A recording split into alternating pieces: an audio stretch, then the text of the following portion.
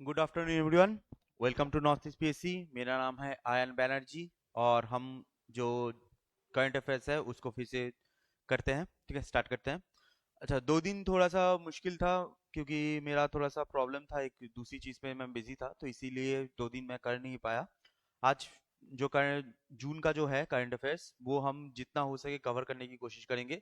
After that next कल से या नेक्स्ट वीक से जो जुलाई वाला है, तो जुलाई वाला भी हम करने की कोशिश करेंगे। ठीक है, जुलाई वाला स्टार्ट करेंगे जिसे आप लोगों का एग्जाम से एटलीस्ट 5 दिन पहले पूरा का पूरा चीज हम कंप्लीट कर पाए। अगस्त में नहीं कर पाऊंगा, पहले से बता दूं, आई एम रियली सॉरी, अगस्त नहीं कर पाऊंगा। अगस्त, ठीक है, वो थोड़ा सा आपको ही एक बार देखना पड़ेगा। ओके, चलिए तो स्टार्ट करते हैं। अच्छा, लास्ट दिन हम 57 तक थे और आज 58 से स्टार्ट करेंगे। That which airport authority is the first to India to deploy runway rubber removal machine. ठीक है, तो इसका आंसर क्या होता है? इसका सिंपल सा आंसर होता है नोएडा। Noida international airport. अब रनवे रबर रनवे मशीन ये असली में होता क्या है, थोड़ा सा समझा देता हूं आपको। जब प्लेन टेक ऑफ करती है या प्लेन लैंड करती है तब क्या होता है, उसका जो आप बोल सकते हो जो चक्का है ना, जो आप जिसको नॉर्मली एयरप्लेन टायर्स बोलते हैं, तो एयरप्लेन टायर्स जब आता है से रनवे पे लगता है तो यहाँ पर बहुत ज्यादा फ्रिक्शन तैयार होता है। और इस फ्रिक्शन की वजह से, और बहुत ज्यादा जब फ्रिक्शन होगा तब बहुत ज्यादा हीट भी प्रोड्यूस होगा। सिंपल सी बात है, जैसे हम हाथ ऐसे करते हैं तो जितना ज्यादा फ्रिक्शन होगा उतना ज्यादा हीट भी होता है। तो इसी वजह से क्या होता है, उनका जो टायर में जो रबर्स हैं वो रबर्स गल जाते हैं या फिर रबर्स जो होते हैं वो अलग हो जाते हैं और रनवे में पड़े रहते हैं। ये फर्दर कोई दूसरा अगर प्लेन आएगा तो फर्दर प्रॉब्लम ना हो, तो इसीलिए उन रबर को हटाया जाता है मैनुअली। अभी इस बार नोएडा ने क्या किया है, नोएडा ने एक मशीन इंपोर्ट करवाया है जो ये जो रनवे रबर्स हैं, जो छोटे छोटे एकदम पार्टिकल्स भी है, उन पार्टिकल्स को पूरा का पूरा हटा दिया जाएगा। ठीक है, तो इसे हम बोलते हैं रनवे रबर रिमूवल मशीन। अब ये तो नोएडा इंटरनेशनल एयरपोर्ट ने किया है, अच्छी बात है। अच्छा, यहाँ पर छोटा छोटा कुछ चीजें हैं जो है आपको एज अ स्टैटिक याद रखनी है। तो फर्स्ट ऑफ ऑल जो नोएडा है, मैं ब्लैक कलर यूज करता हूं। जो नोएडा है, बहुत सारे लोगों को पता नहीं है कि नोएडा कौन से स्टेट में है, तो याद रखिएगा नोएडा जो होती है वो यूपी में होती है। एंड जो गुरुग्राम होता है या गुड़गांव जिसको बोलते हैं, गुड़गांव जो होता है वो होता है आपके हरियाणा में। ठीक है, हरियाणा में। तो गुरुगांव हरियाणा में होता है या गुड़गांव हरियाणा में होता है, एंड नोएडा जो होती है वो यूपी में होती है। पहली चीज। दूसरी चीज, जो प्लेन का टायर होता है ना, जो प्लेन का टायर होता है वो हमारे कार के टायर या बाइक के टायर से थोड़ा सा अलग होता है। क्यों? क्योंकि जो प्लेन का टायर होता है वो उसके इंजन के साथ अकोमोडेट नहीं है। ठीक है, वो इंजन के साथ नहीं होता। जैसे हमारा इंजन घूमेगा तभी टायर घूमेगा, लेकिन ऐसा नहीं होता है उधर। उधर इंजन सेपरेट होता है, टायर सेपरेट होता है, टायर अपने हिसाब से घूमता है। तो वो जो टायर होती है वो बहुत ज्यादा हाई हीट और हाई फ्रिक्शन को विस्टैंड करने के लिए वो बनाई गई है। तो वहां पर जो रबर होता है वो नॉर्मल जो रबर्स हम नॉर्मली यूज देखते हैं वो रबर नहीं होता। यहाँ पर दो तरीके के रबर्स यूज होते हैं प्लेन टायर में। एक होता है आपका ब्यूटाइल रबर, एक होता है ब्यूटाइल रबर। और ब्यूटाइल रबर को छोड़कर एक और रबर होता है जिसको हम बोलते हैं कार्बन ब्लैक रबर। ठीक है, sorry, carbon carbon black rubber. तो ऐसे दो टाइप के रबर होते हैं, ब्यूटाइल रबर और कार्बन ब्लैक रबर। ये दो जो रबर्स होते हैं ये प्लेन के जो टायर्स हैं उनमें रीइंफोर्स किए जाते हैं। ठीक है, अच्छा, नेक्स्ट एक और चीज है, अगर हम रबर के बारे में बात कर ही रहे हैं, रबर के बारे में बात कर ही रहे हैं, तो रबर से भी एक चीज आपको थोड़ा सा मैं बोल दूं कि रबर जो होता है इसको प्लांटेशन क्रॉप में रखा जाता है। ठीक है, अगर क्रॉप्स की बातें आते हैं तो रबर जो होती है वो एक प्लांटेशन क्रॉप्स होती है, such as tea and coffee. ये भी प्लांटेशन क्रॉप होती है। इंडिया में सबसे ज्यादा जो रबर प्रोड्यूस करता है वो होता है कर्नाटका। सबसे ज्यादा जो रबर प्रोड्यूस करेगा दैट इज कर्नाटका। और अगर हम वर्ल्ड की बात करें कि वर्ल्ड में सबसे ज्यादा रबर प्रोड्यूस कौन करता है, तो अगर वर्ल्ड की बात करो तो सबसे ज्यादा रबर प्रोड्यूस करेगा ब्राजील। ठीक है, वर्ल्ड में सबसे ज्यादा रबर प्रोड्यूस करता है ब्राजील।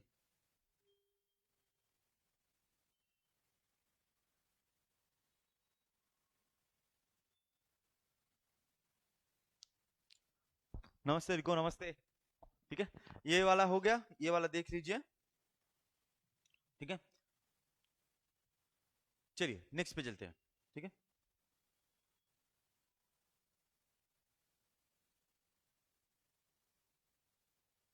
अच्छा, नेक्स्ट आता है, which state has declared the year 2025 to 35 as the decade of hydropower? तो कौन सी स्टेट ने 2025 से 2035 तक डेकेड ऑफ हाइड्रो पावर को अनाउंस किया है? तो ये अनाउंस किया गया है बाई अरुणाचल प्रदेश। ठीक है, ये आपके लिए बहुत इंपॉर्टेंट है, ऑब्वियस सी बात है। ठीक है, तो डेकेड ऑफ हाइड्रो पावर को यहाँ पर इंट्रोड्यूस किया गया है, यहाँ पर दिया गया है।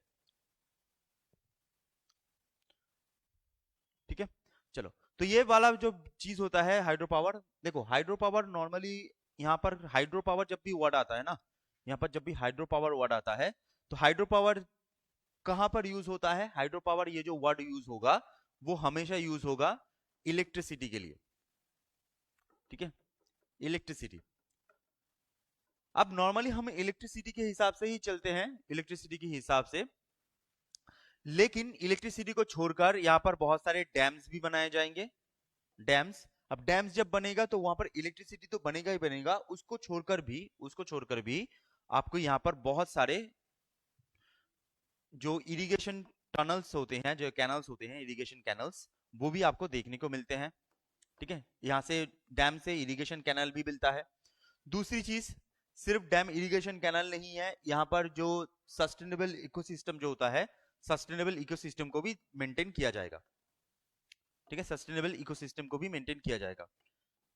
इसके जितने बारे में है, जैसे कितने डैम्स बनेंगे, कितना पावर बनेगा, कितना मेगावाट का प्रोजेक्ट बनेगा, ये इसमें आपको मिल जाएगा, तो ये आप अच्छे से पढ़ लेना, मैं उस पर नहीं जा रहा। लेकिन अगर आपको बोला जाए कि हाइड्रो इंडिया में हाइड्रो पावर को लेके कौन सी पोर्शन है या कौन सी नदी है जो हाइड्रो पावर को लेके आप बोल सकते हो पायोनियर है। ठीक है, जैसे हाइड्रो पावर से इलेक्ट्रिसिटी बनाने में पायोनियर है, यही सबसे फेमस भी बनी, जिसकी वजह से पूरे इंडिया में हाइड्रो पावर को इतना लेके चर्चा होता है, तो वो होता है, याद रखिएगा, Damodar valley corporation. Damodar valley corporation. ठीक है, दामोदर वैली कॉरपोरेशन। तो ये जो दामोदर वैली कॉरपोरेशन होती है, तो ये सबसे पायोनियर है। यहाँ पर दो डैम्स, ऐसे दो डैम्स बनाए गए थे, एक का नाम था माइथॉन, एक का नाम होता है पंचेत। ठीक है, दामोदर वैली कॉरपोरेशन, ये जो दामोदर वैली कॉरपोरेशन है, तो माइथॉन और पंचेत, ये दो डैम्स बनाए गए थे जो हाइड्रो इलेक्ट्रिक पावर में पायोनियर्स है। ठीक है, पहला चीज।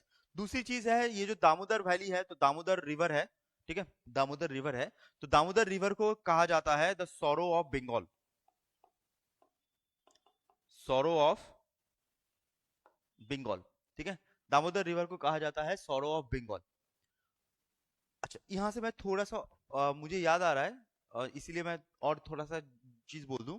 सौरो ऑफ बंगाल जो होती है वो तो दामोदर वैली होती है, एक होती है सौरो ऑफ बिहार।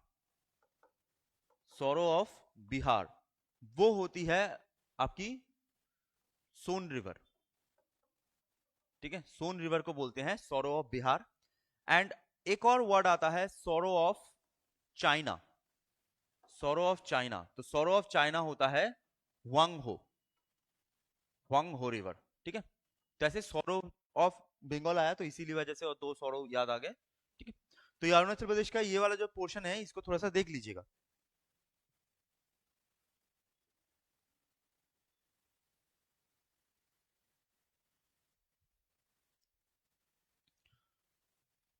ठीक है,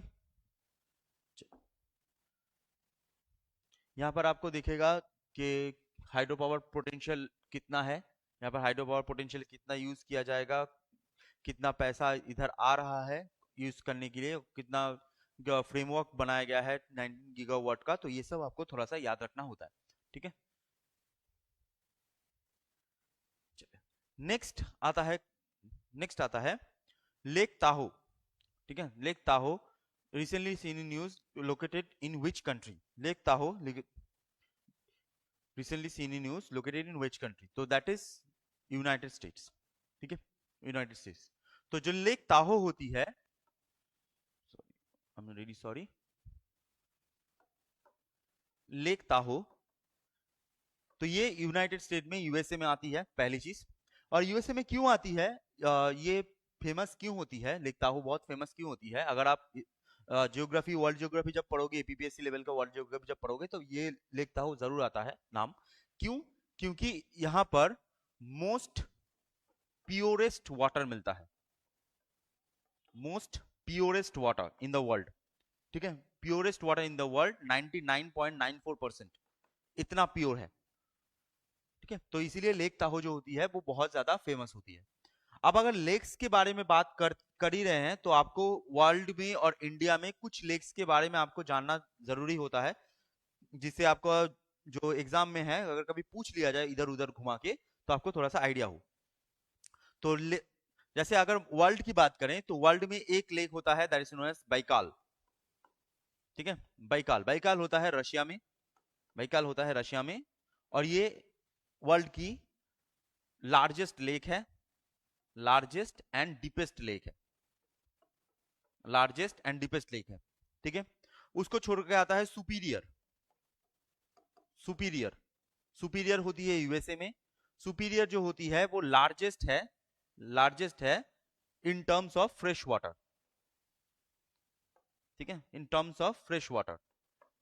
ओके, नेक्स्ट, अगर इंडिया ये छोड़ के अगर इंडिया में आए, ठीक है, इंडिया में आए, तो इंडिया में आपको दिखेगा, फर्स्ट तो दिखेगा उलार, उलार, उलार जो होती है ये लार्जेस्ट होती है, ये लार्जेस्ट होती है फ्रेश वाटर। ठीक है, फ्रेश वाटर। नेक्स्ट आती है उलार को छोड़कर और एक आती है, that is known as Sambhar. ये इंडियन की है, इंडिया में आपको सारा का सारा याद रखना है। सांभर, सांभर होती है largest salt water, salt water. Next आती है चिल्का, चिल्का, चिल्का होती है largest brackish water, brackish water. Okay, next आती है भिम्बनाद, भिम्बनाद, भिम्बनाद होती है लॉन्गेस्ट वाट, लॉन्गेस्ट लेक। ठीक है, भिम्बनाद होती है लॉन्गेस्ट लेक। इसको छोड़कर अगर आप और आओ, जैसे मान लीजिए कोलेरू, कोलेरू एंड पुलिकट। ठीक है, कोलेरू एंड पुलिकट, ये लेक्स बहुत फेमस होते हैं for flamingo birds, flamingo birds. ठीक है, फ्लैमिंगो बर्ड्स। और एक लेक याद रखना है आपको, that is known as Lonar lake, Lonar lake. ये मीटियोर क्रिएटेड लेक है। ठीक है, मीटियोर लेक है, ये मीटियोर लेक है, मतलब मीटियोर गिरने से ये बना हुआ है। ठीक है, मीटियोर लेक बना है। और अगर वर्ल्ड में देखा जाए, तो वर्ल्ड में होता है टोंगा लेक, टोंगा लेक, ये लार्जेस्ट, लार्जेस्ट क्रेटर लेक होता है। क्रेटर लेक, क्रेटर लेक का मतलब होता है जब आपका क्या बोलते हैं, वॉल्केनिज्म होता है, तो वॉल्केनिज्म में ऊपर उड़ने की वजह से जो गड्ढा बनता है, that is known as crater. Crater में जब लेक हो जाता है तो उसे बोलते हैं क्रेटर लेक। तो टोंगा सबसे बड़ा क्रेटर लेक है।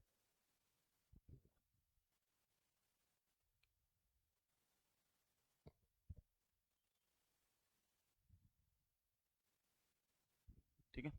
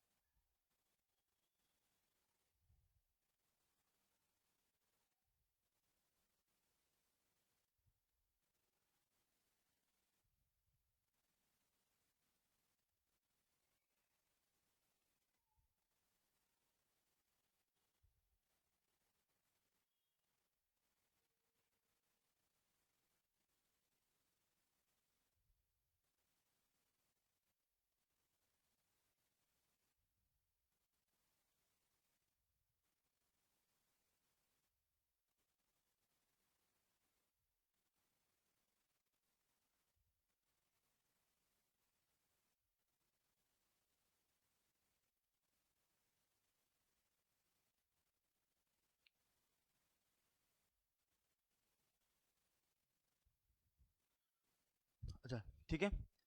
अच्छा, यहाँ पर मैंने एक गलती बोल दिया है। मैंने एक गलती बोल दिया है, प्लीज थोड़ा सा ठीक कर लीजिएगा। लास्ट में एक कौन से पर्सन है?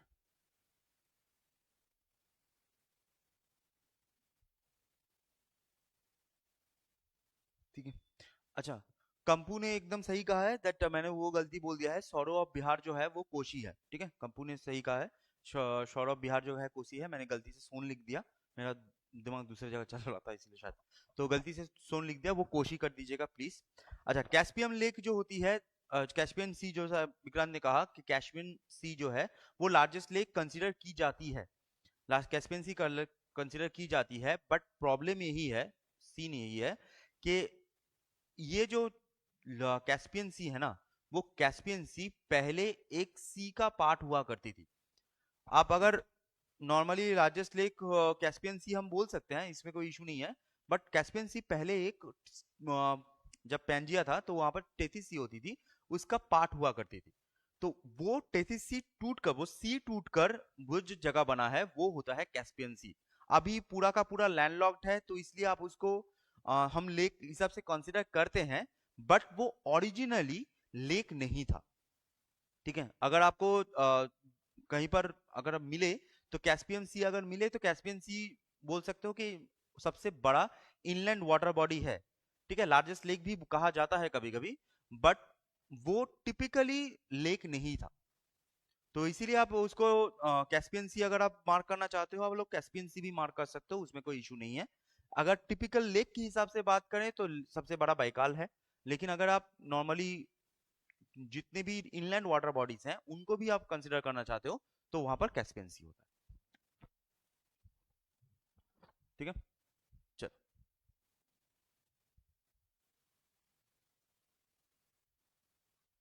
ठीक है,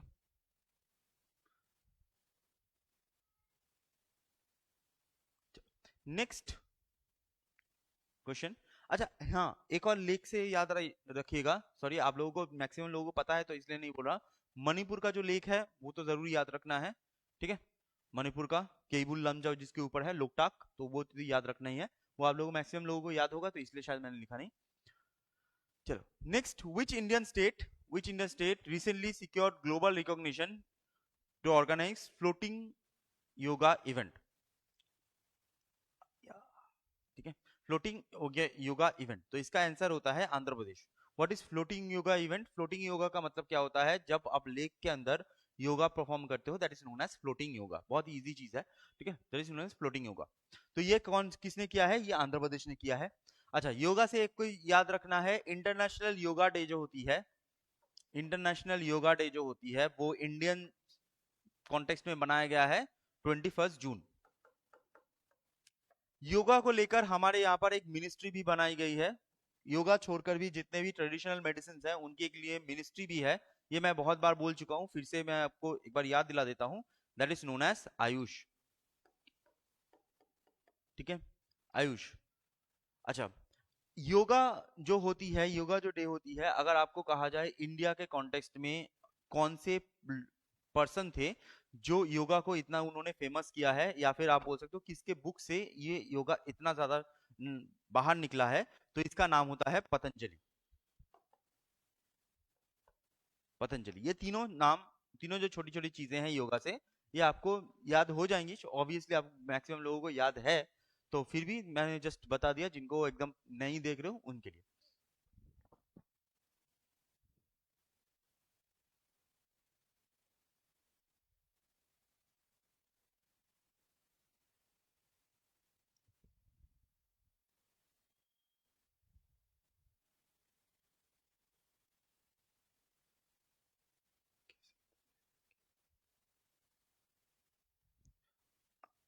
अच्छा, मैं यहाँ पर पहले ही बता दूं, सीसी सीन ये है कि कब लाइव होता है, ये ना इसका कोई फिक्स नहीं होता। ये मेरी गलती है, प्योर मेरी गलती है, क्योंकि मैं फिक्स नहीं कर पाता।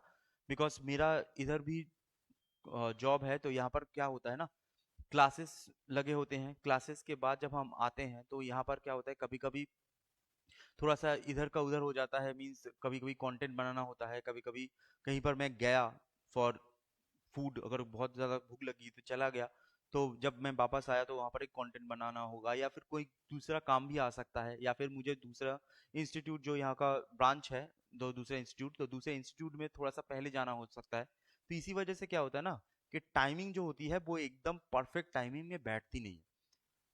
ये प्रॉपर मेरी गलती है कि मैं टाइमिंग पूरा प्रॉपर बैठा नहीं पाता, तो इसलिए मैं जितना हो सके करने की कोशिश करता हूँ कि जैसे आप लोगों का मिस ना हो। लेकिन कभी कभी क्या होता है ना, मिस भी हो जाता है और मैक्सिमम जो टाइमिंग होती है वो बैठ नहीं पाती। नॉर्मल जो टाइमिंग आप बोल सकते हो, तो टाइमिंग 11 बजे से 2 बजे के बीच में ही होता है, ठीक है। लेकिन मैं एकदम, मेरी गलती है कि मैं प्रॉपर बैठा नहीं पाता, बिकॉज बहुत सारा इधर उधर का काम होता है, ठीक है, बहुत थोड़ा सा इधर उधर का काम होता है, तो इसी वजह से। ओके, एक सेकंड। आप लोग,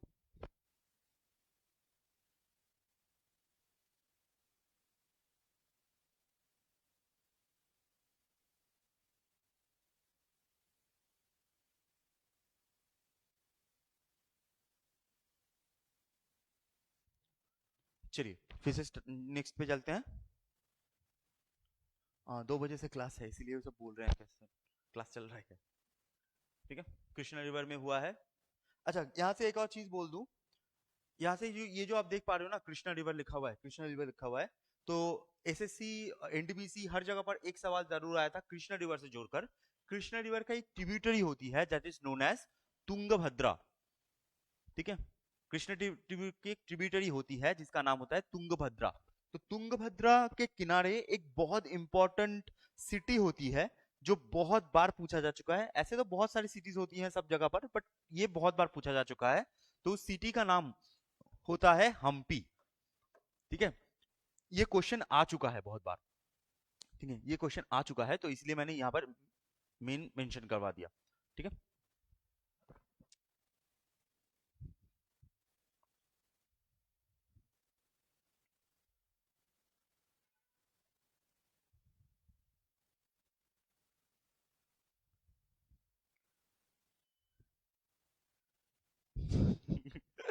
नहीं, क्लास का टाइमिंग सीक्रेट नहीं हुआ, क्लास में टाइमिंग ऐसा बन गया कि मैं पहले एकदम परफेक्ट टाइमिंग में ही करा रहा था, बट प्रॉब्लम थोड़ा सा इधर उधर हो जाता है। I am really sorry, but ठीक है, चलो नेक्स्ट। नेक्स्ट आता है, कौन से पर्सन है the who has the become the first Indian to compete NASA's air and space programme, ठीक है।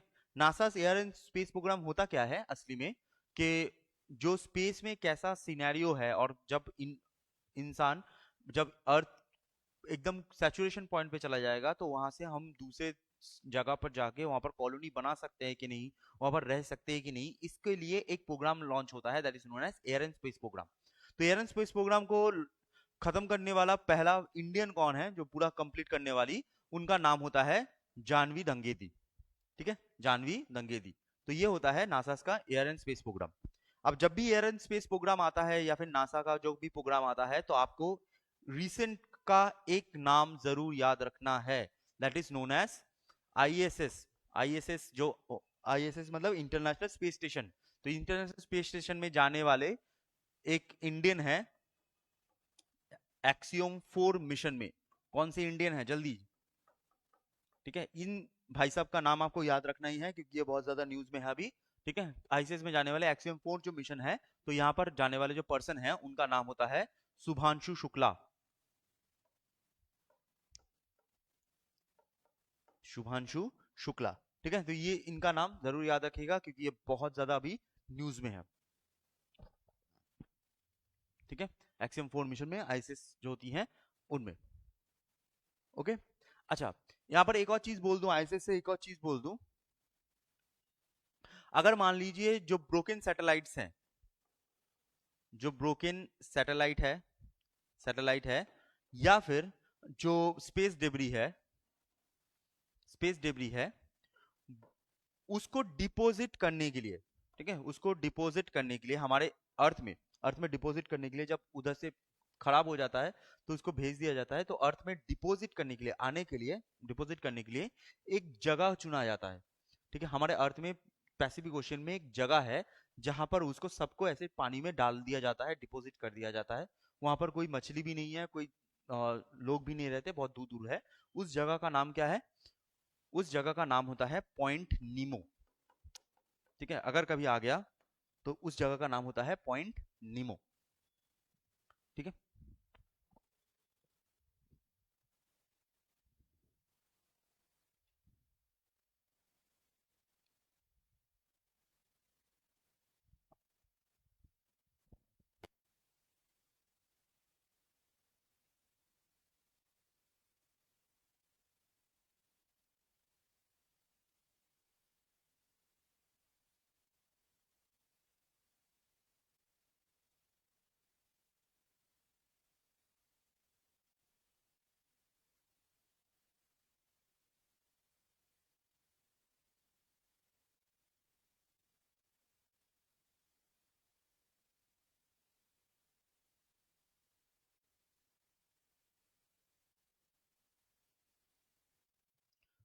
ठीक है, चलो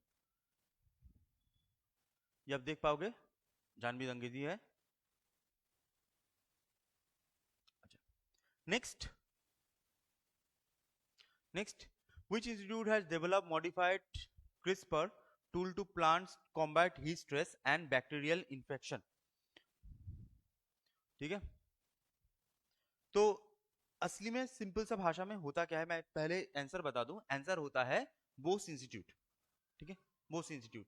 बट ये लिखा क्या है थोड़ा सा बता देता हूँ। देखो, जो प्लांट्स होती है ना, जो प्लांट्स होती हैं, तो प्लांट्स में आपको पता होगा कि प्लांट्स में भी लाइफ होती है। ये एक पर्सन थे जिनका नाम होता है जगदीश चंद्र बोस, तो उन्होंने डिस्कवर किया था। तो जो प्लांट्स में जो लाइफ होती है ना, तो वहां पर एक कॉन्सेप्ट होता है जिसको हम बोलते हैं पैलेंड्रोमिक कॉन्सेप्ट। जो जीन होता है, जो प्लांट्स का जो जीन होता है या डीएनए होता है, तो उसमें क्या होता है, उसमें एक कॉन्सेप्ट होता है that is known as palindromic concept. Palindromic concept में जैसे जीन्स है, तो जीन्स में एक सेट फिर से रिपीट होता है, थोड़ा सा गया, फिर से रिपीट, फिर से रिपीट, फिर से रिपीट, ऐसे थोड़ा सा करके रिपीट होता है। तो इसे हम बोलते हैं पैलेंड्रोमिक। ठीक है, इतना भारी वर्ड याद रखने की जरूरत नहीं है, बस ये जान लो कि जो प्लांट्स के जीन्स हैं और जो उनके स्टेमुलाइज हैं, उनको लेकर जगदीश चंद्र बोस ने ये कहा था कि प्लांट्स के अंदर भी लाइफ है। ओके, अब सीन क्या है कि यहां पर एक सिनेरियो होता है जिसको बोलते हैं क्रिस्पर। ठीक है, सिनेरियो होता है क्रिस्पर। क्रिस्पर क्या होता है? जो जीन मॉडिफिकेशन होता है, जीन को मॉडिफाइड करने के लिए। तो वैसे ही जो जीन जो होती है, ठीक है, जीन को मॉडिफाई किया जाता है इन प्लांट। जो जीन को मॉडिफाइड करने का जो टूल होता है, जो टूल यूज होता है, that is known as CRISPR. अब यहां पर क्या होगा, ये रिसेंटली यहां पर क्या यूज किया जा रहा है कि यहां पर एक अलग तरीके से प्रोटीन यूज किया जाएगा। ठीक है, एक जो टमाटो प्रोटीन होता है, एक तरीके का टमाटो का प्रोटीन होगा जिसको यूज किया जाएगा। ठीक है, टमाटो का प्रोटीन होता है। उस प्रोटीन का नाम क्या होता है? प्रोटीन होता है, सॉरी, डी कैसा 9, ये प्रोटीन का नाम है। ठीक है, डी कैसा 9, ये प्रोटीन यूज किया जाएगा to modify the genes to help plants to relieve stress and heat. जब हीट बहुत ज्यादा गर्मी होता है तो प्लांट के ऊपर स्ट्रेस ना हो, तो प्लांट अच्छे से ग्रो कर पाए, तो उसकी वजह से ये जो प्रोटीन होगा, टोमेटो प्रोटीन होता है, उस चीज को अप्लाई किया जाएगा अंदर, थोड़ा सा जो जीन्स है, जीन्स के अंदर अप्लाई कर दिया जाएगा, जिससे वो और भी ज्यादा स्ट्रांग बने, हीट रेजिस्टेंट बने। ठीक है, तो बैक्टीरियल इन्फेक्शन कम हो, तो इसके लिए यहाँ पर बोस इंस्टीट्यूट जो है वो काम कर रही है। ठीक है, तो बोस इंस्टीट्यूट मॉडिफाइड क्रिस्पर लाई है, क्रिस्पर टूल लाई है, जहां पर ये डी कैसा 9, ये जो प्रोटीन है, इसको यूज किया जाएगा। अच्छा, यहाँ पर एक छोटा सा चीज और बोल दो। ठीक है, दैट जगदीश चंद्र बोस जो है, जगदीश चंद्र बोस, तो इन्होंने डिस्कवर किया था कि जो प्लांट्स हैं, जो प्लांट्स हैं उनमें भी लाइफ है। ये तो आपको पता होगा, मैक्सिमम लोगों को पता है, और नहीं पता हो तो जान लो, बहुत बढ़िया। लेकिन यहाँ पर उन्होंने कौन सा इंस्ट्रूमेंट यूज किया था या इंस्ट्रूमेंट बनाया था जिससे ये पता चले कि प्लांट्स में लाइफ है? ठीक है, तो उसका नाम होता है क्रेस्कोग्राफ। इंस्ट्रूमेंट जो था उसका नाम होता है क्रेस्कोग्राफ। ठीक है, इंस्ट्रूमेंट जो होता है that is known as crescograph.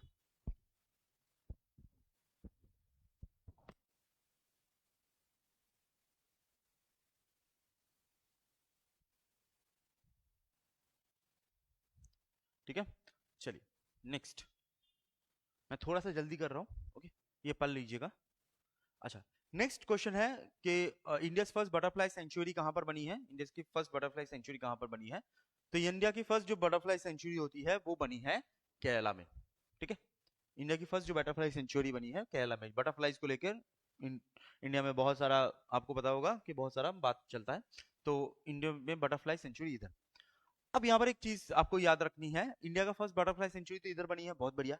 लेकिन आपको क्या याद रखना है? आपको याद रखना है अरुणाचल वाला। तो अरुणाचल की स्टेट बटरफ्लाई क्या होती है? अरुणाचल की स्टेट बटरफ्लाई क्या होती है? ये पहला क्वेश्चन है, इसका आंसर तो हम देंगे, ये आप लोगों का आंसर ऊपर छोड़ते हैं। लेकिन अरुणाचल में 2024 में एक न्यू बटरफ्लाई स्पीसीज को डिस्कवर किया गया था। ठीक है, एक न्यू बटरफ्लाई स्पीसीज जो है उसको डिस्कवर किया गया था, जिसका नाम होता है यूथेलिया मेलाकेना। हाँ, यूथेलिया मेलाकेना, यूथेलिया मेलाकेना। ठीक है, तो एक नया स्पीसीज लॉन्च किया गया था, यूथेलिया मेलाकेना। अच्छा, तो अरुणाचल का स्टेट बटरफ्लाई कौन सा होता है? अरुणाचल का स्टेट बटरफ्लाई को हम बोलते हैं, नॉर्मली बोलते हैं काइजर हिंद। काइजर हिंद, इसको बोलते हैं काइजर हिंद। लेकिन अगर आप इसका असली नाम देखो तो असली नाम होता है टेनोपैलिस, टेनोपैलिस इंपेरियलिस, टेनोपैलिस इंपेरियलिस। तो अगर आपके पास काइजर हिंद आ गया तो बहुत बढ़िया, अगर काइजर हिंद नहीं आया, ये वाला नाम आया टेनोपैलिस इंपेरियलिस, तो ये भी अरुणाचल प्रदेश का स्टेट बर्ड है, स्टेट बटरफ्लाई है। ठीक है, ये दो चीज आपके बटरफ्लाई से याद रखना है। ठीक है,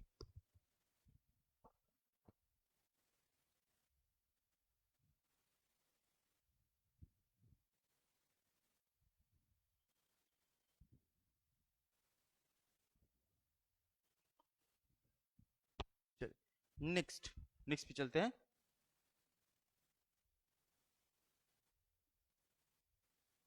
ठीक है, ये जो अरालम बटरफ्लाई सेंचुरी है ये इंडिया की फर्स्ट है। तो अरालम ये वाला जो है, ये वाला मार्क कर लीजिएगा, अरालम बटरफ्लाई सेंचुरी, सेंचुरी। अच्छा, नेक्स्ट होता है what is the name of the operation of CBI to combat cyber crime involving mule bank accounts? तो सीबीआई ने म्यूल बैंक जो अकाउंट्स होते हैं तो उनमें कैसे किया हुआ है, कौन सा साइबर क्राइम इन्वॉल्व जो कॉम्बैट करने के लिए, क्या बोल रहा हूं मैं सिंपल सा बात पढ़ लेना, ऑपरेशन चक्र 5 है। ठीक है, यहाँ पर आपको ये समझनी है दैट म्यूल बैंक अकाउंट क्या होते हैं। म्यूल बैंक अकाउंट क्या होते हैं? देखो, ये म्यूल बैंक अकाउंट किसके साथ रिलेटेड होता है? ये म्यूल बैंक अकाउंट रिलेटेड होता है with money laundering, money laundering. ठीक है, तो मनी लॉन्ड्रिंग करते समय अगर आपको मनी लॉन्ड्रिंग करनी है, अगर मान लो आपको 10 करोड़ भेजना है, तो 10 करोड़ आप अगर किसी बैंक से 10 करोड़ थ्रू में भेजोगे, क्योंकि कैश तो लेके आप घूमोगे नहीं, तो आप बैंक किसी बैंक से थ्रू में भेजोगे। अब अगर एक ही बैंक में, एक ही अकाउंट में 10 करोड़ रुपए आ गए तो बैंक को शक हो सकता है। तो इसीलिए क्या किया जाता है, ऐसे ऐसे बैंक अकाउंट को चूज किया जाता है जो बहुत दिनों से इनएक्टिव पड़े हुए हैं। किसी में पैसा बहुत कम है, जीरो बैलेंस है तो पड़ा ही हुआ है। कोई 4-5 अकाउंट यूज करता है बैंक अकाउंट, तो एक बैंक अकाउंट कुछ कभी नहीं यूज हुआ तो पड़ा रहता है। ऐसे बैंक अकाउंट्स को क्या होता है, उन बैंक अकाउंट्स में बहुत नॉमिनल सा पैसा दिया जाता है। जैसे मान लो एक 10 करोड़ भेजना है, तो 10 करोड़ में हर एक बैंक अकाउंट में आपको मैक्सिमम दिखेगा 5,000, 2,000, 10,000 करके दे। तो मान लो 1 लाख बैंक अकाउंट ऐसे उन्होंने यूज किया, 1 लाख बैंक अकाउंट यूज किया। अब ये जो 1 लाख बैंक अकाउंट यूज किया जाता है जहां से मनी को भेजा जाएगा बाहर, तो इसको हम बोलते हैं म्यूल अकाउंट।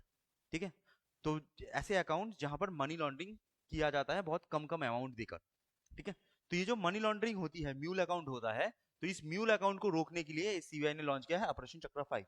इससे पहले आरबीआई ने म्यूल को रोकने के लिए, म्यूल अकाउंट रोकने के लिए एक एआई भी बनाया था, याद रखिएगा, एक एआई भी बनाया था जिसका नाम होता है म्यूल हंटर। एक एआई भी बनाया था जिसका नाम होता है म्यूल हंटर, ठीक है। म्यूल हंटर एआई भी बनाया गया था। ओके, चलिए, तो आज के लिए हम इतना ही रखते हैं, क्योंकि 2 बजे से दूसरा क्लास भी है। जैसे मैंने कहा कि इधर बहुत सारे क्लासेस हो रहे हैं, तो अभी और सामने एग्जाम भी है, तो इसलिए पीवाईक्यू भी बहुत सारा तैयार करना पड़ रहा है, ठीक है। तो नेक्स्ट दिन कल से हम जुलाई वाला जो पोर्शन है, वो जुलाई वाला पोर्शन को हम स्टार्ट करेंगे। ये जो पीडीएफ है आप लोगों को उधर अपलोड हो जाएगा, और अगर अपलोड नहीं हुआ तो आप लोगों में से कोई ऐसा है जो नहीं मिल रहा उसको, तो आप, ठीक है, अयो, आप, ये मेरा नाम है, अगर आप किसी को नहीं मिल रहा है तो आप इस नंबर पे कांटेक्ट कर लीजिएगा। मैं आपको करंट अफेयर्स का जो लिंक है, जहां पर करंट अफेयर्स आपको मिलेगा, वो करंट अफेयर्स लिंक आपको मैं भेजवा दूंगा, ठीक है। सिर्फ करंट अफेयर्स के लिए, आप अगर मान लीजिए एग्जाम रिलेटेड कोई भी है तो आप इसे इसमें पूछ सकते हो। चलो, ठीक है, चलिए, तो आज के लिए इतना ही रखते हैं और नेक्स्ट दिन मिलते हैं। थैंक यू सो मच, ठीक है, चलो, बाय बाय।